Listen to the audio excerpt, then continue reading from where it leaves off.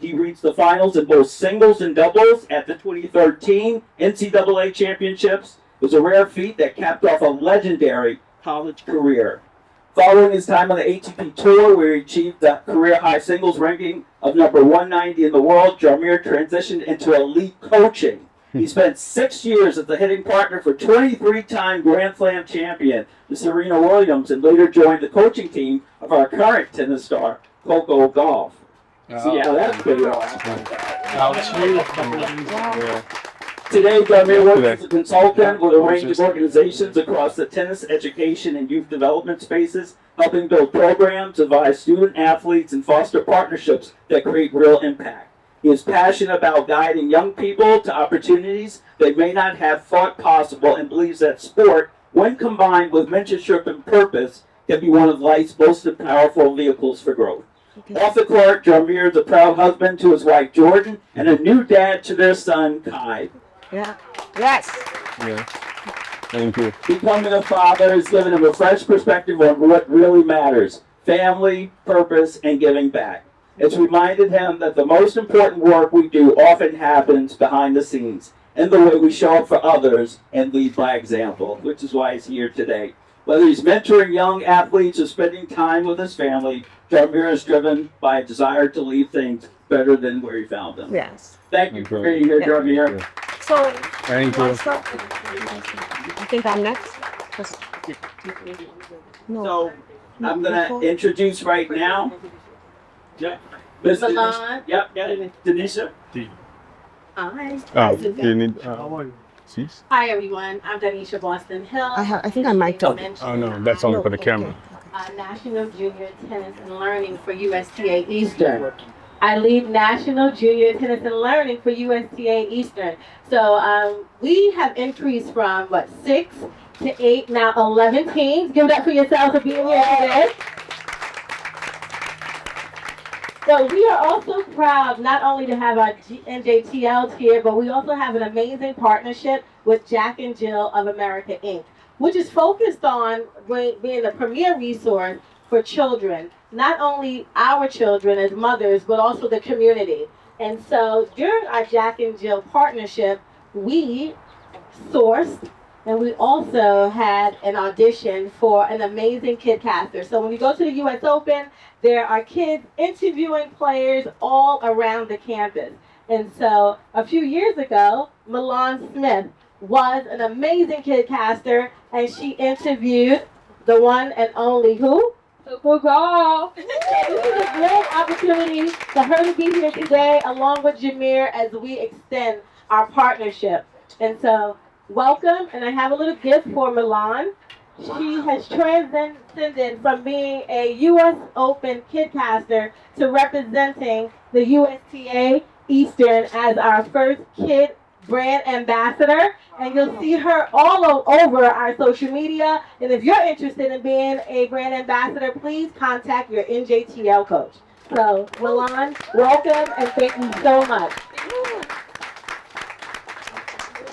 We're gonna give this to her momager. Thank you, appreciate that. Milan, have a seat right here next to Jarmere. Hey, Milan. And we're gonna get into the questions. Okay. All right. Shelly, take it away.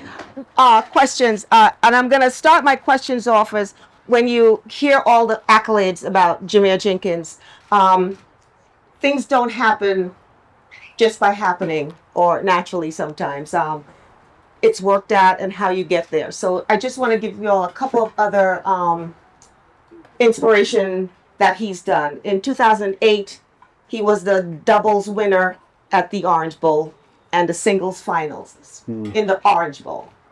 All right, from the Orange Bowl, of course, you just heard his NCAA accolades, him being the NCAA Player of the Year, leading his team to a national championship. He also, of course, played on the Pro Tour. But like we say, things are worked out and how they come about. So when we talk about him being a college player, these days, everyone's talking about how players are now looking to go to college before turning pro. And that's something I think he decided to do along with his brothers. You all don't know, his brother Jackie Jr. went to Northwestern University tennis scholarship. His brother Jermaine went to Clemson, tennis scholarship, and then Jarmere, University of Virginia. Shelly, So who's, well, you went to, just jump Wahoo in Wah? for a second. So everyone here, I know we're talking about college, and most of you are in middle school. Oh, we have a little water sprinkler going on. As we look at the water sprinklers and mitigate and pivot from that, I do want to take a step back into his early years in life. So, one of 7 siblings. That's a lot of people in the house. And also a tennis obsessed dad, right? And you guys also became tennis obsessed. Absolutely. So let's take it back a little bit, and then we'll go back to Shelly. So tell us a little bit about that. Yeah, I was actually one of 9. Yes. One of 9. My mom adopted 6. And so tennis was our lives, right? Probably sometimes to the detriment of us. I mean, my earliest memories is I would come home from school, do some homework that I could before tennis practice, and go straight to the courts. My parents, they were occupied trying to manage a large household, right? And so I really didn't want them to worry about me at all. So I told my parents, hey, if you guys ever wonder where I am, I'm on the tennis courts, or I'm in my room doing homework. So and so my childhood was filled with tennis balls, meeting my friends on the court. Honestly, when we speak about college, I was telling DJ over there that, you know, I didn't really get my social skills until I went to college, right? I mean, I was homeschooled since 5th grade, and college was just such a huge adjustment. But yeah, I mean, my earliest memories growing up, it was all of my success that you said, it's because of my brothers, right? We really pushed each other. We were super competitive. My dad, he was just supportive of everything that we did. But you know, you call out all those accolades, it was really just me trying to one up my brother. Right? My oldest brother went to Northwestern, Jermaine went to Clemson, so I was just like, okay, how can I combine both of those? And because Northwestern, I always made fun of my brother. He didn't, you know, they weren't like top 10 in the country, and Clemson, they did pretty okay. And so I was like, okay, I got to find a way. And I looked up UVA, they were 1 in the country. I felt like I could balance both the academics and the athletics. So definitely one-upped him there. And then Jermaine started working with Venus, so, and I'm sure you guys know how I one-upped him there. Okay. So you said you played tennis a lot as a child. What age did you first pick up the tennis racket? Yeah, you keep it. My earliest memory was at 4 years old, and that was really just me on the court, begging my brothers to hit with me, traveling to tournaments, begging other players, their opponents, to hit with me, and so yeah, 4 years old, pretty young. Okay. That's a little early. So who started playing tennis at 4? Raise your hand. Ooh. We have a few out there, so you see the pathway. Shelly, take it away. Yeah. And so when we talk about you being the hitting partner for the GOAT, you yourself, I have the opportunity to hang out with Jarmere all the time, US Open. Jamere's wife and I would say best friends, but she's like a daughter to me. So, we're there and we look at, players go through rituals as when they're about to begin a match. But I have to tell you, so let's ask you, Jarmere, how did you prepare for the match? Because I've seen you prepare for when Serena's about to play. So can you talk about that? Because I've observed. Yeah. Well, first of all, I would like to address that you were like my tour mom, right? And so every time I went to a tournament and Shelly was there, I was just like, oh my God, yes. Because Shelly, we have this running joke, Shelly brings me oxtails, right? And so every time Shelly was coming, you made Jermaine really jealous because he never got the oxtails. But no, Serena's just one of those people that I met in my life. I've never met someone so determined and so confident in their abilities.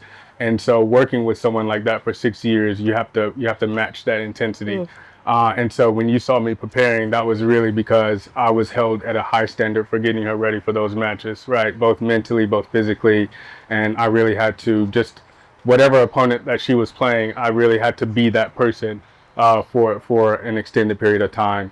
And that's what I was going through mentally. And then obviously getting the rackets ready. You know, most people go on the court with like 5 or 6 rackets. Serena went on the court with 13 rackets. Right? She was prepared for every situation. And you know, as a team member, we started just thinking like that. Okay, all right, let me get her attention and different tension in case she needs to hit the ball harder or you know, find a little bit more power here and there. So a lot of the times when you saw me preparing, I was just like, oh my God, I gotta make sure that I get A all the way from Z right, because you know that one time that I leave out something is the one time Serena always asks for it, right? She just has this sense about her, and that's what everybody on the team, right? It's just like, you know, I can remember one time we were at a tournament and the trainer forgot to bring extra tape. She hadn't asked for tape for 3 months, and the one day he forgot, she asked for it. So you know, it's one of those things where the preparation was just such an elite level.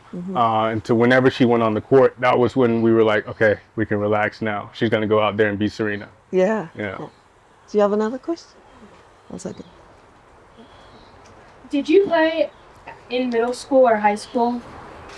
I did. I was homeschooled since 5th grade, so I had a pretty unconventional middle school and high school. My middle school and high school looked like waking up out of bed, and walking to the tennis court, and studying from 7 to 10 p.m. at midnight, and waking up and repeating it again.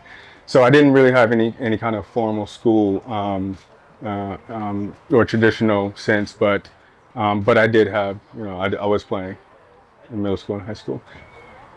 That's fantastic. And so, what are some of the unique demands and pressures involved in preparing a player? You mentioned the tape, and you know that's the one time. But are there any other pressures you felt like you were under in making sure you contributed to the win? Yeah, I mean, the Serena that you guys saw competing on TV was the same Serena that I practiced with when no one was watching. And so, like I said before, I had to match that energy, right? And we always started practice with this game called No Miss, right? And it's funny because we would start off just like hitting back and forth slow, but after 5 or 6 minutes, it became personal. Like, I'm not missing, and Serena's looking at me like, you better not miss. And so that was pressure adjusting to that, because you know, as I'm growing up, I never really practiced with that type of intensity before. And then you know, you go over to Coco, and I felt a huge pressure and obligation in the sense that, okay, everything that I just learned from Serena for the last 6 years, how can I give her that knowledge and give her that information, and not try and compare her to Serena, but like give her the security that she can be there one day, right? So that, to me, that was a lot of pressure to figure out, you know, how can I get inside this 19-year-old's brain and help her in that way. Yeah. So, you know, when you talk about, I know parents, when you're out there, your normal jobs, when you move to another job, it's great when, you know, you could get that job, but when someone recommends you, and when you look at Jarmere's path, you realize the type of individual he is, committed individual, one of those people that you can trust. I mean, I know all the things about tennis, but like Serena, if you're a Grand Slam champion, everybody in your camp, you have to be able to trust.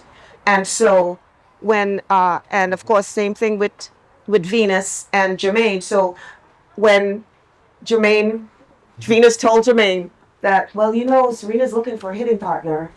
And so Jermaine goes, well, there's my brother. Right? So here he comes, and he's with Serena for 6 years, hitting partner. And now going to Coco, he also, you know, with Patrick, of course, Serena's coach as well. When Coco was looking for a coach, who recommended him? Patrick. Right? So you realize that this person, I don't know what's going on with the mic, but you realize that this person, you know, is very trusted. He can be trusted, and he knows what he's doing. So, I mean, when you think about that, Jarmere, I mean, I look at you with just integrity, you know, as to the positions you've held, how you've held them, and with always humble, because I'll give you a humble moment. Because like I said, Jordan and I are always privy, to things that are going on. So Serena's about to get ready to practice, before one of her matches at the U.S. Open, and Jordan and I walk up into the bleachers, and we're sitting there, and Serena's staying at the net, and she says to him, "So you wanted Jordan and Shelly to come and see you get beat today?" Right? Yeah, no, she would always tease me. It wasn't really until like my third or fourth year with her where she stopped teasing me, but she had this thing where she would always my brother Jermaine, he like lives in the gym, right? And so he's a meathead, for lack of a better term.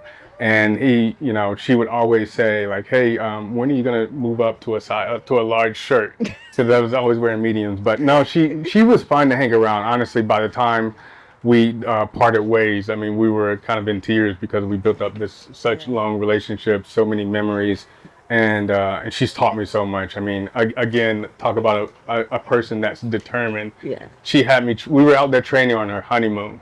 Right. This is a time where, you're spending time with your partner. You're obviously starting something new, and we were out there training on her honeymoon. So lots of good memories. Yeah. I think she has one. Mm.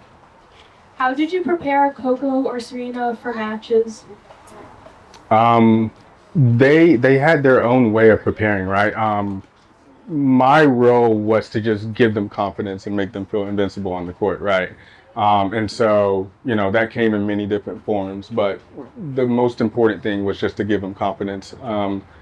These Grand Slams really aren't won by who's playing the best tennis, right? You gotta, try and find different ways to win when you're not feeling well. And so, my job was just to kind of keep them level-headed, keep their composure, right? Every time they looked up at the box, they saw support and confidence. Every time, we were practicing, just even saying, "Hey, when you do this, that looks amazing," or, you're really on today, or something. Just simple stuff like that goes away, that goes a long way. Okay, so we're gonna open up the Q&A to anybody who's out here in the audience. So if you want to ask a question, you can line up right here. Do you have a question? I answered your question already. You asked me how many matches did I win in a row? Baldwin Park. I didn't get your name. Come on up. Yeah. So you can hear. Oh, yeah. Do you mind taking a picture of him and us on the panel? Go on the side. Hello, All right. What was your name? I didn't get it. my name is Fiona. Oh, nice to meet you, Fiona. I'm from Baltimore House, and I just have some questions to ask you. Even though that everyone in life has hardships to go through, what were some hardships that you had to go through that could have ended your career, and what was your motivation to just keep going? That's a great question. Honestly, one of the biggest hardships came when I retired from tennis, and my identity was so attached to it. I grew up always wanting to be top 100 in the world, and so when I didn't achieve that and I stopped for a long time, I felt like a failure, right? And I think the people around me that supported me throughout that time, they helped me a lot. And also just to focus on moving forward, what's next, right? So I had to kind of rediscover myself in a way that I never had to before. I had always had tennis to lean back on. And so there's so many parallels in tennis, right? How to solve problems, how to be disciplined, the work ethic. And so I just transferred all those skills into the next phases of my life. And one of the big things, my mantra that always helped me is like, okay, what's the next thing that I can do that's going to help me get through that situation? And then that's helped me a lot, and sometimes that next thing is just taking a deep breath. Sometimes that next thing is just reaching out to someone close, but that's always helped me. So. Okay, one question. Thank you so much. Everyone, we are going to have one question per team. So we're going to take the pressure off of Milan. Is there someone who has another question for Jarmere? Okay. United Set, come over here and go. Should I? Can you hear me? Yes. Okay. Well, hello, I'm Diana Ramirez from DTA, and Nice to meet my you. question was, what tennis brand do you use the most? What tennis player? What tennis brand? Oh, on tour I was always a Babolat guy, but when I started working with Serena, she kind of made me a Wilson person. Yeah, but I mean, I would say when I was competing, definitely Babolat was my favorite, but now it's Wilson. Yeah. Okay. Absolutely. Nice to meet you. Hi, my name is Isabel Perez, and I wanted to ask, who's your favorite tennis player? My favorite tennis player, that's a tough one. My favorite tennis player is currently this year's French Open champion, Coco Gauff. Yeah, I mean, just seeing her resilience, seeing her determination yesterday, and even just like her sharing that tidbit about her dreaming that she won the French Open and actually making it happen. I think she's, a tremendous role model for the youth today. So that's my favorite tennis player today. Yeah. Mhm. You are with? You answered the mindset is everything. So what does that mean to you? Would say that. Sorry, I said that. Mindset is everything. So. Mindset is everything. What does mindset mean to me? In terms of just competing on the court. Yeah, I mean, mindset to me is like a self-discovery phase, right? I think as a tennis player, you have to figure out what's the best mindset that you can put yourself in to compete on that day, and everyone's different, right? For Serena, she had to be in a mindset that she hated that person on the other side of the net. For Coco, she was in the mindset of like, I get to be here. I'm super grateful. What worked for me was again just I'm doing something that's better than what my brothers did, right? I'm out competing them. So, like I said, you just got to find what works for you. Find something that kind of drives you, kind of takes you to that next level. Okay. So mindset for me is just like it's self-discovery. Yes. My name is Sarah from the City Park. You said Sarah? My name is Sarah from the City Parks Foundation. What's your favorite thing to eat before an important match? Favorite thing to eat before an important match? That's a good one. I like to keep it simple. Maybe pasta, honestly. Yeah, I know that sounds boring, but a good Italian pasta is my favorite. You can't go wrong. Besides oxtails. Besides oxtails. No, I would never eat oxtails before a match, Shelly. Come on. Yeah. Yeah, nice to meet you, Sarah. Who or what inspired you to take tennis? My inspiration came from my brothers. But there were a lot of times we were in our living room, watching. We grew up watching a lot of Sampras, a lot of Agassi, the Williams sisters. One of my favorite players from back in the day was Justine Henin. I wouldn't say back in the day, back in my day. I love watching Justine Henin compete. But favorite player, that's a tough one. I don't have a favorite player, but inspiration came from a lot of different players. Yeah. I'm Angel with the Scholar Athlete Program from ATA-NJTL. Mm-hmm. I was just curious, was there ever a time where you disliked playing tennis or wanted to quit it? Oh, absolutely. Yeah, no. I had to remind myself every couple of weeks that I like this sport and this is what I want to do. Tennis is a hard sport, both physically, both mentally. That's why it's so important to surround yourself with a village and a community that's supporting you, right? I found out very quickly when I went on tour that I couldn't do it by myself. So there were many times where I disliked it, and one of the first things that I had to discover is that you're not going to feel great every time you walk on the court.